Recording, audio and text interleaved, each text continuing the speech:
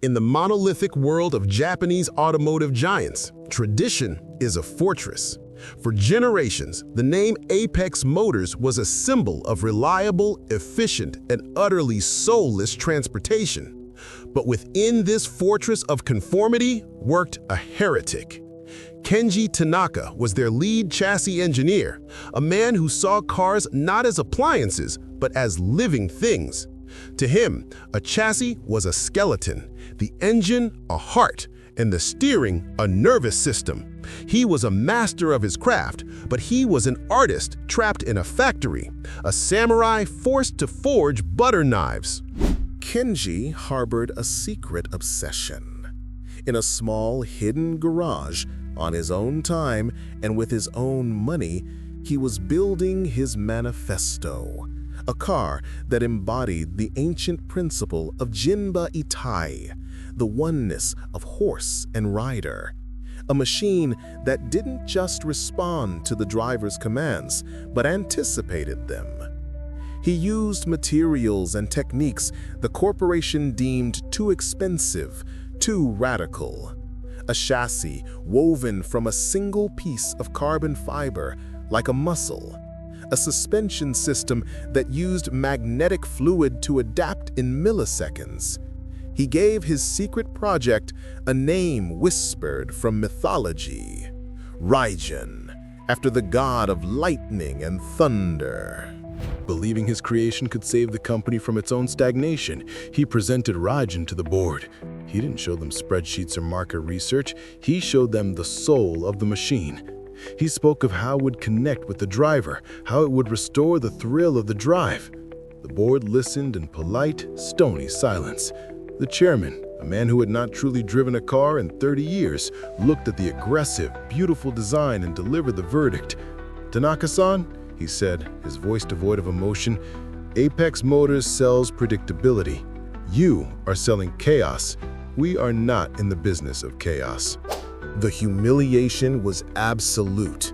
Kenji resigned that same day, but the corporation's final insult was yet to come.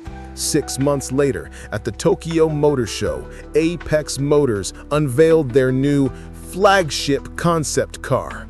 It was a grotesque, watered-down caricature of his Raijin. They had stolen his surface-level designs, but had ripped out its revolutionary heart, replacing it with their standard soulless engine and technology. They presented his stolen dream to the world, lobotomized and stripped of its very essence.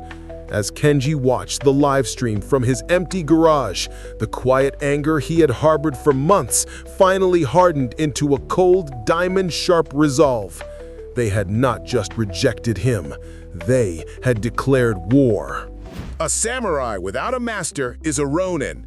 Kenji, now an outcast from the corporate world he once dominated, embraced this new identity. His garage, once a secret sanctuary, became his dojo, his forge, his entire world. But he was not alone. The news of his departure and the corporation's betrayal spread like a quiet fire through the engineering community.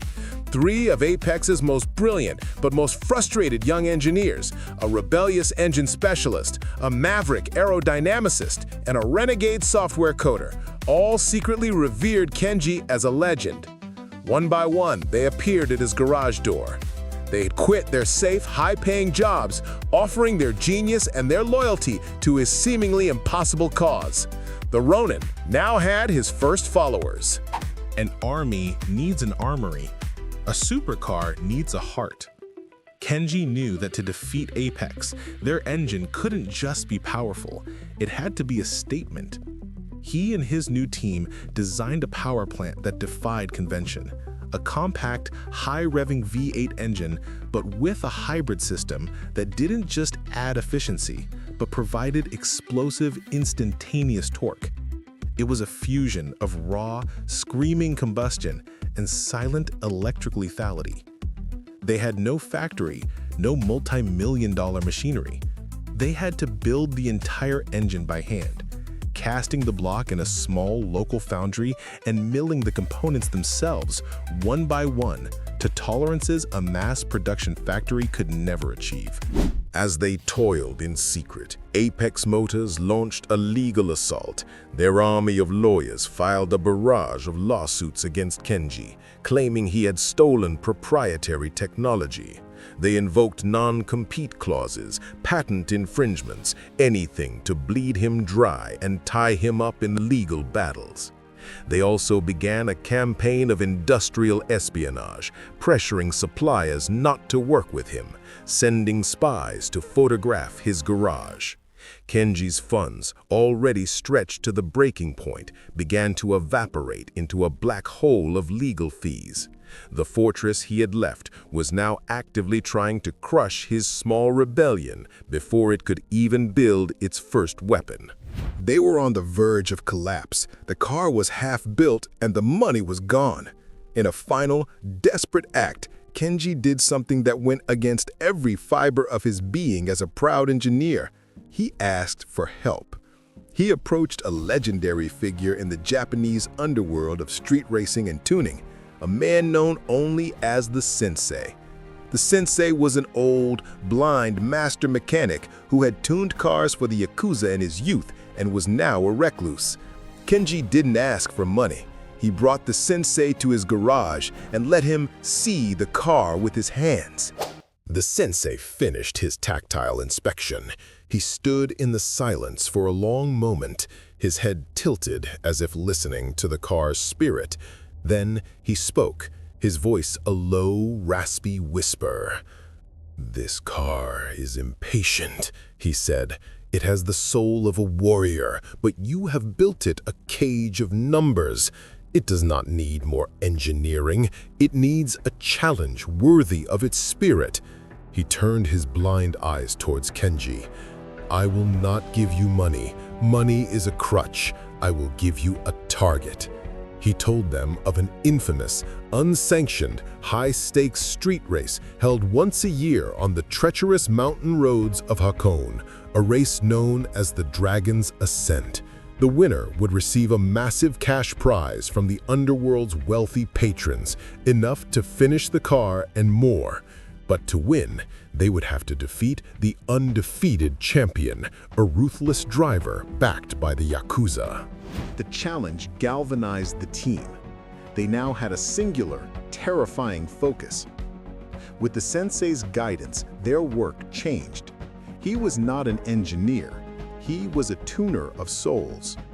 He would have them shave grams from the car, not for performance metrics, but for balance. He had the engine retuned by ear, seeking not the highest horsepower, but the most responsive scream.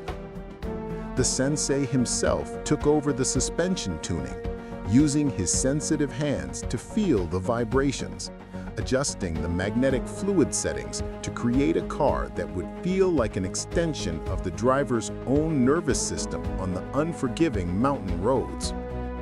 They were no longer just building a car. They were forging a sword for a single decisive duel. As the race approached, they needed a driver. Kenji, though a brilliant engineer, was not a professional racer. The Sensei revealed his final contribution.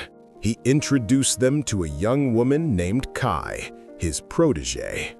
She was a quiet, almost unnervingly calm driver who had grown up on these mountain roads. She was not a daredevil. She was a precisionist, a pilot who danced with the laws of physics, known in the street racing underground as the Ghost. Her first time in the Raijin was a revelation. The car, impatient and aggressive, finally found its partner. The warrior had found its rider. Jinba Itai. The night of the Dragon's Ascent was a festival of controlled chaos. The mountain roads were secretly closed by Yakuza lookouts. Wealthy spectators in expensive suits watched from monitors in a hidden tea house. The air was thick with the smell of high-octane fuel and the tension of a high-stakes duel. At the starting line, the Raijin, a silent black specter, stood next to its rival, a monstrous, heavily modified supercar, its engine roaring, flames spitting from its exhaust. It was driven by the champion, a man known for his brutal, intimidating driving style. It was the ultimate contrast, the loud, brute force monster against the quiet, precise ghost, the handmade sword against the factory forged sledgehammer. The lantern drops. The race begins. The champion's car explodes off the line with a roar of pure, savage horsepower, leaving the Raijin behind. In the hidden tea house, the spectators murmur. It looks like an easy victory for the brute. But Kenji and his team, watching from a monitor in their garage, are calm. They are not watching the other car. They are watching their own data telemetry. They are watching Kai. She is not chasing. She is learning. In the first few corners, she is not pushing the car to its limits. She is syncing with it, feeling the rhythm of the road, the grip of the tires, letting the car become an extension of her will. It is a dance of patience, a samurai's calm before the strike. As they enter the most treacherous section of the mountain pass, a series of tight, consecutive hairpin turns known as the serpent's coils, the champion's brute force becomes his weakness. He has to brake hard, his car fighting for grip, losing momentum with every turn. This is the moment Kai has been waiting for. She activates the Raijin's secret weapon, the hybrid system's Kurz boost. The silent electric motor unleashes a massive, instantaneous wave of torque. The Raijin does not slow for the corners. It accelerates through them. The magnetic suspension, tuned by the sensei, holds the car to the road as if it were on rails. She doesn't just take the corners, she carves them. Each turn a perfect, fluid, impossible arc. On the final straight, they are side by side. The champion, enraged and humiliated, resorts to his final tactic, intimidation. He swerves, trying to force Kai off the narrow road and into the unforgiving rock face. It is a move that has won him countless races. But Kai does not flinch.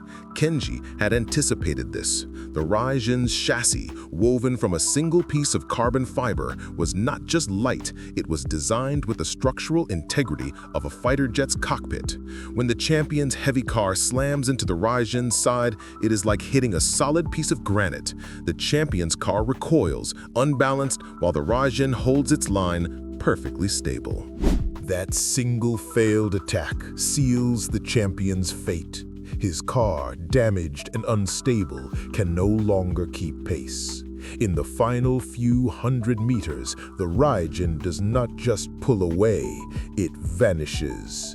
Kai crosses the finish line not with a roar, but with a whisper, the silent, lethal efficiency of a blade in the night. In the tea house, the spectators are in stunned silence. They have not just seen a race, they have seen a paradigm shift. In the garage, Kenji and his team do not cheer. They bow, a gesture of deep, profound respect to the driver, to the machine, and to the spirit that guided them. The Ronin and his followers had faced the dragon, and they had won. The powerful, energetic, masculine baritone. The pace is rapid, punchy, and relentless. Every word hits like a drumbeat. Sentences are short, sharp, and explosive, delivered with urgency and rhythm. The intonation is fiery and passionate, like a warrior shouting his saga to the world. His voice crackles with intensity, dragging the listener straight into the action, breathless and fully immersed. The timing was perfect. The world's most prestigious and challenging racetrack, the Nürburgring in Germany, was hosting its annual industry pool, a 2-week session where major manufacturers test their prototypes. Apex Motors was set to attend, planning to set a new production car lap record with their fake, commercialized Raijin, a PR stunt to solidify its dominance. Kenji saw his opening. This was not a mountain pass in the dark. This was the world stage in broad daylight. He used every yen of the prize money not to start a company, but for a single audacious goal: to transport their handmade prototype to Germany, get it onto the track during the same session as Apex, and shatter their record. It was a public declaration of war. Their arrival at the Nürburgring was a guerrilla operation. They had no fancy pit garage, no army of technicians, just a small rented garage bay and their single handmade car. The Apex Motors team, with their massive gleaming trucks and corporate hospitality suite, looked at them with arrogant amusement. They saw a pathetic, amateur effort. They had no idea they were looking at their own executioners. On the day of the record attempt, Apex sent their top test driver out in their red, soulless supercar. The track fell silent, the industry watching, ready to witness a coronation. The moment the Apex car finished its lap, setting a new, impressive record, Kenji gave Kai the signal. She drove the black Rasian out of the garage and onto the track. There was no announcement, no fanfare. At first, the track controllers were confused, but the sensei had used his old connections to secure them a legitimate, last-minute testing slot. As Kai began her lap, the mood shifted. The industry insiders, the journalists, the Apex engineers, everyone stopped what they were doing and watched the monitors. They were witnessing something they had never seen before. The car didn't fight the track, it flowed with it. It was not a machine attacking a road, it was a living creature in its natural habitat. The Rasian crossed the finish line. The official clock flashed on the giant screen, showing a time that wasn't just seconds, but a full, unbelievable 12 seconds faster than the Apex record. A collective gasp went through the paddock.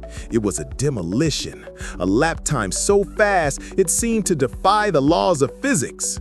As Kai drove the silent, victorious car back into their humble garage, they were met not by cheering crowds, but by a silent wall of automotive journalists, and most importantly, rival engineers from every major car brand in the world. They were looking at Kenji, not with congratulations, but with a deep, profound, almost fearful respect. They understood. The game had just changed. That single lap did what no lawsuit ever could. It destroyed Apex Motors' reputation for engineering excellence. Their stock plummeted.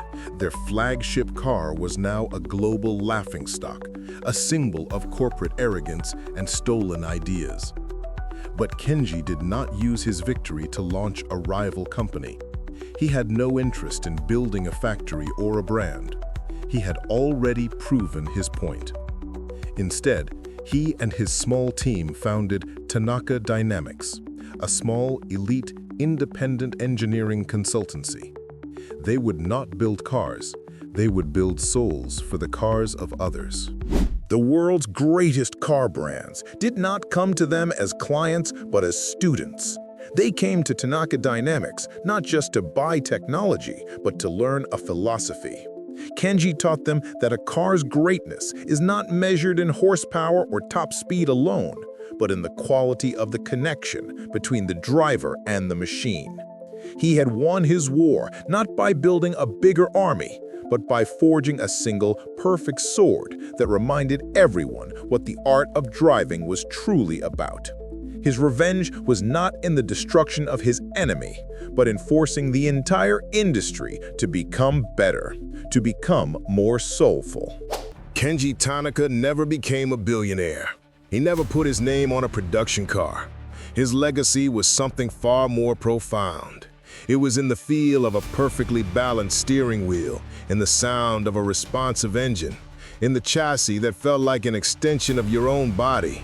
He was the ghost in the machine, the silent samurai whose code of honor and pursuit of perfection became the new standard for an entire generation of performance cars. He reminded the world that a car could be more than just transportation. It could be an experience. It could be a partner. It could have a soul.